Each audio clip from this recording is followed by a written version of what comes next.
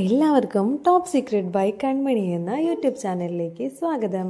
ഞാനിന്ന് വന്നിട്ടുള്ളത് മഴതോരും മുൻപേ എന്ന സീരിയലിൻ്റെ വരാൻ പോകുന്ന തകർപ്പൻ എപ്പിസോഡിൻ്റെ റിവ്യൂ ആയിട്ടാണ്. ഇതുവരെയും ചാനൽ സബ്സ്ക്രൈബ് ചെയ്യാത്തവർ പെട്ടെന്ന് തന്നെ സബ്സ്ക്രൈബ് ചെയ്യുക. എന്നാൽ നമുക്ക് വീഡിയോയിലോട്ട് പോവാം. വൈജിയെ കാണാൻ വേണ്ടി ഹരി വീട്ടിലോട്ട് പോകുന്നുണ്ട്. വീട്ടിലോട്ട് ചെല്ലുന്നതും ബബിതയാണ് ഡോറ് തുറന്ന് കൊടുക്കുന്നത്. ബബിതയോട് ഹരി ചോദിക്കുന്നുണ്ട്, ഇന്നെന്താ നീ പോയില്ലേ എന്ന് ചോദിക്കുന്നുണ്ട്. ഇല്ല, ഞാനിന്ന് പോയില്ല, എനിക്ക് ഒരു തലവേദന, അത് കാരണം ഞാനിന്ന് പോയിട്ടില്ല, ലീവ് എടുത്തു എന്ന് പറയുന്നുണ്ട്. ഹരി പറയുന്നുണ്ട്, വൈജാൻറ്റി എവിടെ എന്ന് ചോദിക്കുകയാണ്. അമ്മ പുറത്ത് പോയിരിക്കുകയാണ്, കുറച്ച് കഴിഞ്ഞേ വരുള്ളൂ, എന്തെങ്കിലും അത്യാവശ്യമുണ്ടോ എന്ന് ചോദിക്കുന്നുണ്ട്. ഞാൻ ആൻറ്റിയെ ഒന്ന് കാണാൻ വേണ്ടി വന്നതായിരുന്നു, കുഴപ്പമില്ല, ഞാൻ വെയിറ്റ് ചെയ്തോളാം, മുത്തശ്ശി എന്താ ചെയ്യുന്നത് എന്ന് ചോദിക്കുന്നുണ്ട്. മുത്തശ്ശി കിടന്നുറങ്ങുകയാണെന്ന് തോന്നുന്നു, മുറിയിലുണ്ട് എന്ന് പറയാണ്. നേരെ ഹരി മുറിയിലോട്ടാണ് പോകുന്നത്. മുറിയിൽ ചെന്നതും മുത്തശ്ശിയോട് പറയുന്നുണ്ട്, എന്താ ചെയ്തുകൊണ്ടിരിക്കുന്നത് എന്ന് ചോദിക്കുകയാണ്. ഒന്നുമില്ലടാ, ഞാൻ ഈ പുസ്തകം വായിക്കുകയായിരുന്നു, നീ എന്താ പെട്ടെന്ന് ഇങ്ങോട്ട്, കുറേ ആയാലോ കണ്ടിട്ട് എന്നെല്ലാം പറയുന്നുണ്ട്. ഹരി പറയുന്നുണ്ട്, ഞാൻ ഈ വൈജാൻറ്റി ഒന്ന് കാണാൻ വേണ്ടി വന്നതാ, അപ്പോഴാണ് അറിഞ്ഞത് ആൻറ്റി പുറത്ത് പോയിരിക്കുകയാണെന്ന് എന്ന് പറയാണ്. അവൾ കുറച്ച് നേരമായി പോയിട്ട്, കുറച്ച് കഴിയുമായിരിക്കും വരാൻ എന്ന് പറയുന്നുണ്ട്. മുത്തശ്ശിക്ക് ഇപ്പം എങ്ങനെയുണ്ട്, കുഴപ്പമൊന്നും ഇല്ലല്ലോ എന്ന് ചോദിക്കുന്നുണ്ട്. എനിക്ക് കുഴപ്പമൊന്നും ഇല്ലടാ, എന്നാലും നല്ലോണം ഭേദമൊന്നും ആയിട്ടില്ല എന്ന് പറയാണ്. മറ്റവൾ എവിടെ, അലീന എന്ന് ചോദിക്കുകയാണ്. അവൾ അടുക്കളയിൽ എങ്ങാനും ഉണ്ടാവും, അവൾക്ക് എപ്പോഴും ഓരോ ജോലികളല്ലേ, അവിടെ എവിടെയെങ്കിലും ഉണ്ടാവും എന്ന് പറയുന്നുണ്ട്. അങ്കിൾ എവിടെ എന്ന് ചോദിക്കുമ്പോൾ, അവൻ എപ്പോഴും റൂമിലല്ലേ, അവൻ മുറിയിൽ നിന്ന് ഇറങ്ങാറ് പോലും ഇല്ലല്ലോ, ഏതു നേരം ആ മുറിയും അടച്ച് അതിൻ്റെ ഉള്ളിൽ ഒറ്റ ഇരിപ്പാണ് എന്ന് പറയാണ്. ഹരി പറയുന്നുണ്ട്, അതെല്ലാം അവൾ കാരണമല്ലേ, അലീന അവളാണ് അങ്കിളിനെ അങ്ങനെയെല്ലാം ആക്കിയത് എന്നെല്ലാം പറയുന്നുണ്ട്. എത്ര സന്തോഷത്തോടെ പോയിക്കൊണ്ടിരുന്ന കുടുംബമായിരുന്നു ഇതിങ്ങനെ തകർക്കാൻ അവൾക്കതിൽ വലിയൊരു പങ്കുണ്ടല്ലോ എന്നെല്ലാം പറയുകയാണ്. മുത്തശ്ശി പറയുന്നുണ്ട്, നീയും എന്തിനാ അവളെ ഇങ്ങനെ കുറ്റപ്പെടുത്തുന്നത്, അവൾ നിന്നോട് എന്തെങ്കിലും തെറ്റ് ചെയ്തോ, അവൾ കാരണമൊന്നും അല്ല ഇങ്ങനെയെല്ലാം ആയത്, നീ ഇനി അവളെ കുറ്റപ്പെടുത്താനൊന്നും നിൽക്കണ്ട എന്നെല്ലാം പറയുന്നുണ്ട്. ഞാനൊന്നും പറയുന്നില്ലേ, ഞാനെന്നാ താഴോട്ട് പോകട്ടെ എന്ന് പറയുന്നുണ്ട് ഹരി. മുത്തശ്ശി പറയുന്നുണ്ട്, അലീനയുണ്ടാവും അടുക്കളയിൽ, അവൾ നിനക്ക് ചായ തരും, നീ അങ്ങോട്ടേക്ക് ചെല്ല് എന്ന് പറയാണ്. ശേഷം അടുക്കളയിലോട്ട് ചെല്ലുന്നുണ്ട് ഹരി. എന്നിട്ട് പറയുന്നുണ്ട്, നീ ഇവിടെ ഉണ്ടായിരുന്നോ, നീ ഇവിടുന്ന് എത്ര ഇറക്കി വിട്ടാലും പോവില്ലല്ലേടി എന്നെല്ലാം പറഞ്ഞ് അലീനയുടെ മെക്കിട്ട് കയറുന്നുണ്ട് ഹരി. നിങ്ങൾക്കിപ്പോൾ എന്താ വേണ്ടത്, കഴിക്കാൻ എന്തെങ്കിലും വേണമെങ്കിൽ ഞാൻ എടുത്തു വയ്ക്കാം എന്ന് പറയുന്നുണ്ട്. എനിക്ക് നിൻ്റെ ഒരു തേങ്ങയും വേണ്ട, ഞാൻ വെറുതെ വന്നതാ, എനിക്ക് ആൻറ്റി ഒന്ന് കാണണമായിരുന്നു, അതിനു വേണ്ടി വന്നതാ എന്നെല്ലാം പറഞ്ഞുകൊണ്ട് നേരെ ബബിതയുടെ അടുത്തിട്ട് പോകുന്നുണ്ട് ഹരി. ബബിതയാണെങ്കിൽ ഈ റൂമിൽ ഒറ്റയ്ക്ക് ഇരിക്കുന്നുണ്ട്. നേരെ ബബിതയുടെ അടുത്ത് ചെന്ന് ചോദിക്കുന്നുണ്ട്, എന്താണ് എൻ്റെ തലവേദന മാറിയില്ലേ എന്ന് ചോദിക്കുന്നുണ്ട്. ഇല്ല, കുറച്ച് നേരമായി തുടങ്ങിയിട്ട് എന്ന് പറയുന്നുണ്ട്. ഞാനിവിടെ ഇരിക്കാം, എന്നാൽ നീ കിടന്നോ, എന്താ ഞാൻ ബാം ഇട്ട് തരണോ എന്നെല്ലാം ചോദിക്കുകയാണ്. എനിക്ക് ബാമൊന്നും ഇട്ട് തരണ്ട, ഞാനൊന്ന് കിടന്നാൽ ശരിയാവും എന്ന് പറയുകയാണ്. ശേഷം ഹരി അവിടെ നിന്ന് ബബിതയോട് ഓരോ കാര്യങ്ങൾ ഇങ്ങനെ സംസാരിച്ചുകൊണ്ടിരിക്കുന്നുണ്ട്. ആ നൃത്തം അത്ര പന്തിയായി തോന്നുന്നില്ല ബബിതയ്ക്ക്. ബബിത പറയുന്നുണ്ട്, എന്നാട്ട് വല്ലതും കഴിച്ചോളൂ, ഞാനൊന്ന് കിടക്കട്ടെ എന്ന് പറയുകയാണ്. എനിക്കൊന്നും വേണ്ട, അലീന ഉണ്ടാക്കുന്ന ഭക്ഷണമല്ലേ, എനിക്കൊന്നും വേണ്ട എന്ന് പറയുന്നുണ്ട്. വേണ്ടെങ്കിൽ എന്നാൽ അവിടെ പോയിരുന്നോ, ഞാനൊന്ന് കിടക്കട്ടെ, എനിക്ക് നല്ല തലവേദനയുണ്ട് എന്ന് പറയുകയാണ്. നീ അതിനെന്താ കിടന്നോ, ഞാനിവിടെ നിന്നോളാം എന്ന് പറയുന്നുണ്ട് ഹരി. അതൊന്നും വേണ്ട, നിങ്ങൾ പുറത്തോട്ട് പോക്കോ, ഞാൻ കിടന്നോളാം എന്ന് പറയാണ്. അതെന്താ, ഞാനിവിടെ നിന്നാൽ എന്തോ കുഴപ്പം, നീ കിടന്നോ, ഞാൻ വേണമെങ്കിൽ തല മസാജ് ചെയ്ത് തരാം എന്ന് പറയാണ്. അതിൻ്റെ ഒന്നും ആവശ്യമില്ല, നീ പുറത്തോട്ട് ഇറങ്ങിക്കേ എന്ന് പറയുന്നുണ്ട് ബബിത. ഹരി പുറത്തോട്ട് ഇറങ്ങുന്നത് പോലെ ഭാവിച്ച് നേരെ ചെന്ന് കതക് അടയ്ക്കുന്നുണ്ട്. ബബിത ചോദിക്കുന്നുണ്ട്, നീ എന്തിനാ ഇപ്പം കതക് അടച്ചത് എന്ന് ചോദിക്കുകയാണ്. ഒന്നുമില്ല, നിനക്ക് ഉറങ്ങണ്ടേ, നീ ഉറങ്ങിക്കോ, ഞാനിവിടെ ഇരുന്നോളാം എന്ന് പറയാണ്. എന്നോടല്ലേ ഞാൻ പുറത്തു പോകാൻ വേണ്ടി പറഞ്ഞത് എന്ന് പറഞ്ഞ് ദേഷ്യപ്പെടുന്നുണ്ട് ബബിത. നീ ഇങ്ങനെ ദേഷ്യപ്പെടാതെ, എനിക്ക് നിന്നെ ഒരുപാട് ഇഷ്ടമാണ് എന്ന് പറയാണ്. ഇഷ്ടമോ, നീ ഇപ്പം എന്തൊക്കെയായി പറയുന്നത്, ഒന്ന് പുറത്തിറങ്ങാനാണ് ഞാൻ പറഞ്ഞത് എന്ന് പറഞ്ഞ് ദേഷ്യപ്പെടുമ്പോൾ ഹരി പറയുന്നുണ്ട്, നീ ഇങ്ങനെ ഒച്ച വെക്കല്ലേ, നീ എൻ്റെ ആഗ്രഹത്തിനൊന്ന് വഴങ്ങിയെന്ന് വെച്ച് ഒന്നും ഉണ്ടാകാൻ പോകുന്നില്ല എന്ന് പറയാണ്. ഇത് കേൾക്കുമ്പോൾ ബബിതയ്ക്ക് ആകെ പേടിയാകുന്നുണ്ട്. നീ മര്യാദയ്ക്ക് പുറത്തിറങ്ങുന്നതാണ് നല്ലത്, ഇല്ലെങ്കിൽ ഞാനിപ്പോൾ ഒച്ച വയ്ക്കും എന്ന് പറയാണ്. ഹരി പറയുന്നുണ്ട്, നീ ഒച്ച വയ്ക്കോ, എന്നോ ഒച്ച വയ്ക്കി എന്ന് പറഞ്ഞ് സ്പീക്കർ ഓൺ ചെയ്യുന്നുണ്ട്. ഒരുപാട് സൗണ്ടിൽ സ്പീക്കറിൽ പാട്ട് വെക്കുന്നുണ്ട് ഹരി. എന്നിട്ട് ഹരി പറയുന്നുണ്ട്, ഇനി നീ ഒച്ച വെക്ക്, ആരൊക്കെ കേൾക്കും എന്നുള്ളത് അറിയണമല്ലോ എന്ന് പറയാണ്. ഇത് കേൾക്കുമ്പോൾ ബബിതയ്ക്ക് ആകെ പേടിയാവുന്നുണ്ട്. ബബിത ഹരിയോട് പറയുന്നുണ്ട്, നീ എന്നെ ഒന്നും ചെയ്യരുത്, നീ ദയവ് ചെയ്ത് പുറത്തിറങ്ങി പോകണം എന്ന് പറയാണ്. ഹരി പറയുന്നുണ്ട്, ഞാൻ പറഞ്ഞില്ലേ എൻ്റെ ഈ ആഗ്രഹത്തിനൊന്ന് വഴങ്ങിയെന്ന് വെച്ച് ഒന്നും ഉണ്ടാകാൻ പോകുന്നില്ല, ഇതൊന്നും ആരും അറിയാനും പോകുന്നില്ല എന്ന് പറയാണ്. എന്നിട്ട് ബബിതയെ കയറി പിടിക്കുന്നുണ്ട് ഹരി. ബബിതയാണെങ്കിൽ ഉന്തി തള്ളി മാറ്റാൻ ശ്രമിക്കുമ്പോൾ ഹരി അവളെ കൂടുതൽ ഇറുക്കി പിടിക്കുകയാണ് ചെയ്യുന്നത്. ശേഷം ഉന്തും തള്ളും നടക്കുകയാണ് മുറിയുടെ ഉള്ളിൽ.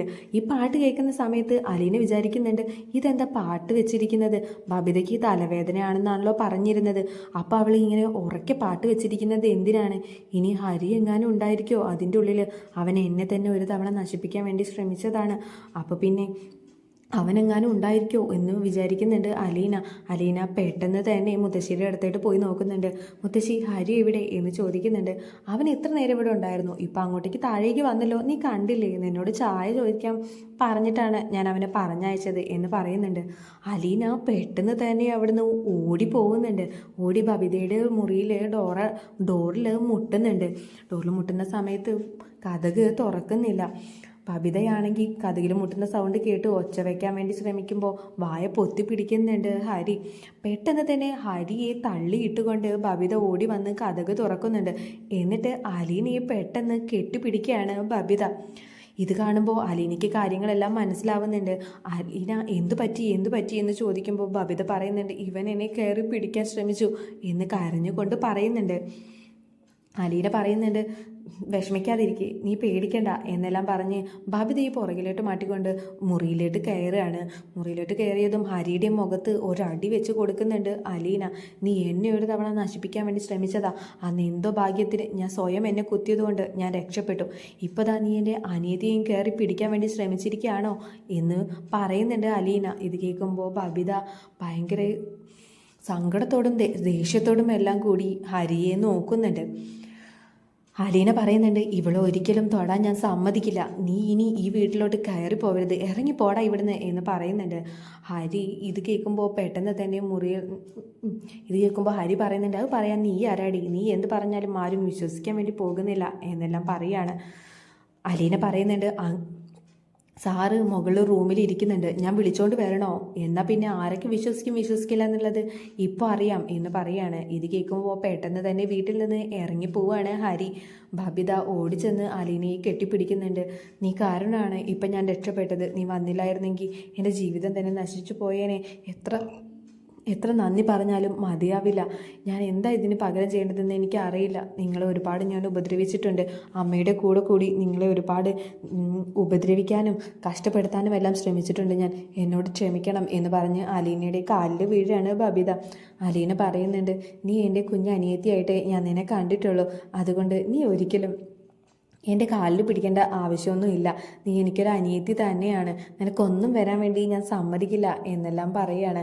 ബബിത പറയുന്നുണ്ട്, നിങ്ങളോട് ചെയ്തിട്ടുള്ള തെറ്റിനെ എത്ര മാപ്പ് പറഞ്ഞാലും മതിയാവില്ല, എന്നോട് ക്ഷമിക്ക് എന്നെല്ലാം പറയുകയാണ്.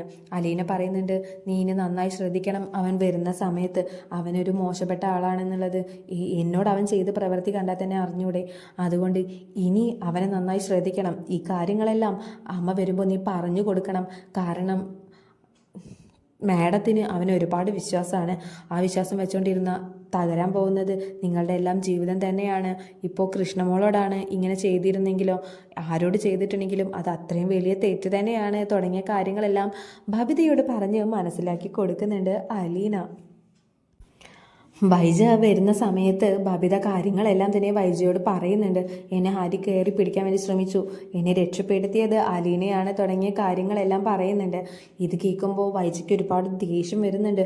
അവൻ നിന്നോട് അങ്ങനെ ചെയ്തെന്നോ, ഇത് സത്യമാണോ എന്നെല്ലാം ചോദിക്കുന്നുണ്ട്. സത്യം തന്നെയാണ്, ആ അലീന വന്നില്ലായിരുന്നെങ്കിൽ ഇന്ന് എൻ്റെ ജീവിതം തന്നെ നശിച്ചു പോയേനെ എന്നെല്ലാം പറയുന്നുണ്ട്. ബബിതയുടെ മനസ്സിൽ തോന്നുന്നുണ്ട്, അലീനയുള്ളത് നന്നായി, അല്ലായിരുന്നെങ്കിൽ എൻ്റെ മകളുടെ ജീവിതം നശിച്ചു പോയേനെ, അവൻ നശിപ്പിച്ചേനെ എന്നെല്ലാം വിചാരിക്കുകയാണ്.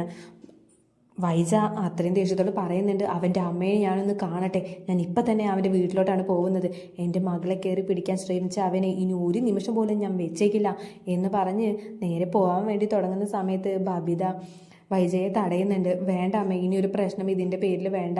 എല്ലാവരും കുറ്റപ്പെടുത്തുന്നതും എന്നെ തന്നെ ആയിരിക്കും. അന്ന് അലീന ചേച്ചിക്ക് അങ്ങനെ ഒരു അനുഭവം ഉണ്ടായപ്പോൾ അലീന ചേച്ചി കയ്യും കലാശം കാണിച്ച് വളച്ചെടുത്തതാവും എന്നൊക്കെ അമ്മയടക്കമുള്ളവർ പറഞ്ഞതല്ലേ. അതേ അവസ്ഥ തന്നെയായിരിക്കും എനിക്കും വരാൻ പോകുന്നത്. കമലാൻറ്റി പറയാൻ പോകുന്നത് ഫുള്ള് എന്നെ ആയിരിക്കും എല്ലാവരും കുറ്റം പറയാൻ വേണ്ടി പോകുന്നത്. അവരവരെ മകൻ ചെയ്ത കുറ്റം ആരും കാണില്ലല്ലോ എന്ന് തുടങ്ങിയ കാര്യങ്ങളെല്ലാം ബബിത പറയുന്നുണ്ട്. വൈജ പറയുന്നുണ്ട്, എന്ന് വെച്ച് ഞാനിതെല്ലാം ക്ഷമിക്കണം എന്നാണോ? ഇതൊരിക്കലും ക്ഷമിക്കാൻ പോകുന്നില്ല. അവനെ ഞാൻ ഇനി ഒരു നിമിഷം പോലും വെച്ചേക്കില്ല. അവനെ ഞാൻ തീർത്ത് കളയും എന്നെല്ലാം പറയുന്നുണ്ട്. പോകാൻ വേണ്ടി തുടങ്ങുന്ന സമയത്ത് അലീന പറയുന്നുണ്ട്, വെറുതെ ഒരു കുടുംബകലഹം ഉണ്ടാക്കണോ?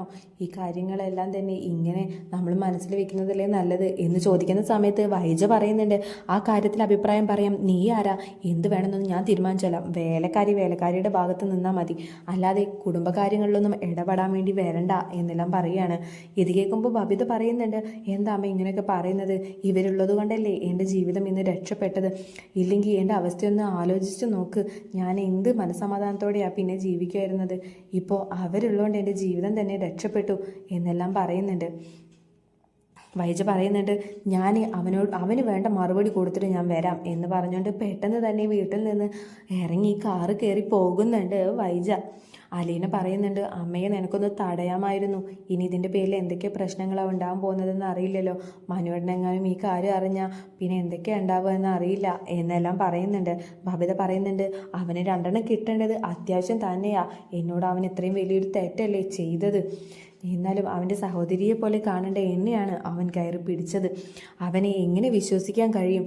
അവന് എന്തായാലും ഒരടി കിട്ടേണ്ടത് അത്യാവശ്യം തന്നെയാണ് എന്നെല്ലാം പറയാണ്. വൈജ വണ്ടിയിൽ പോകുന്ന സമയത്ത് വിചാരിക്കുന്നുണ്ട്, ആ അലീന ഇല്ലായിരുന്നെങ്കിൽ ഇന്ന് എൻ്റെ മകളുടെ ജീവിതം എന്താവുമായിരുന്നു.